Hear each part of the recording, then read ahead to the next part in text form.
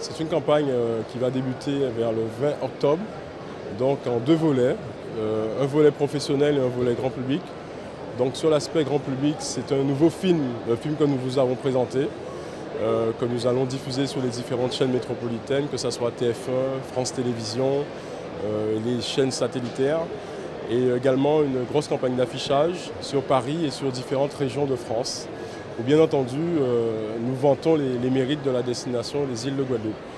Donc bien entendu le film est un film institutionnel et la campagne est une campagne d'affichage avec un tarif aérien que nous avons travaillé avec les trois compagnies, que ce soit Air Caraïbes, Air France et Corsair, qui sont les trois compagnies aériennes qui nous accompagnent sur cette campagne de communication. Maintenant, vis-à-vis des professionnels, nous avons mis en place un certain dispositif, donc des témoignages forts de Guadeloupéens, en l'occurrence Babette de Rosière qui fait un témoignage sur la destination Guadeloupe, ainsi que l'un des plus gros tours opérateurs, qui est le tour opérateur d'Exotisme, qui est le deuxième tour opérateur en matière de touristes qui viennent en Guadeloupe. Donc ce sont des gens qui font des témoignages et ces témoignages vont paraître dans la presse professionnelle.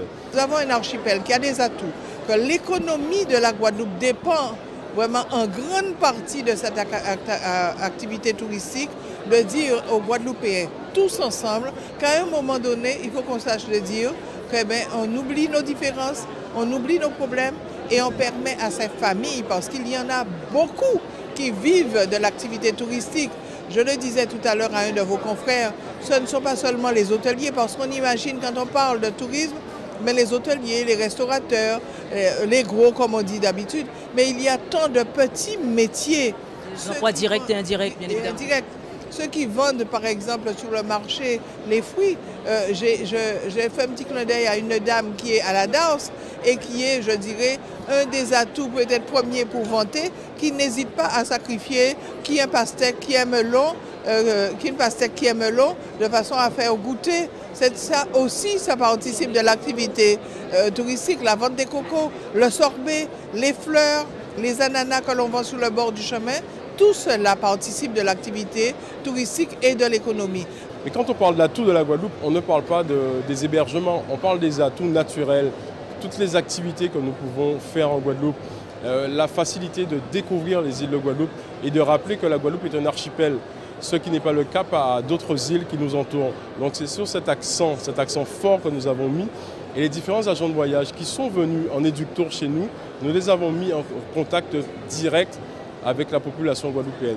Et j'avoue que j'étais agréablement surpris des retours positifs que nous avons eus vis-à-vis de ce contact avec la population, avec les différents acteurs guadeloupéens pour montrer véritablement que le produit touristique guadeloupéen est un produit touristique fort, un produit culturel, un produit de patrimoine, un produit de gastronomie. Parce qu'aujourd'hui, beaucoup de touristes qui viennent en Guadeloupe cherchent à goûter à cette cuisine créole et à cette gastronomie créole.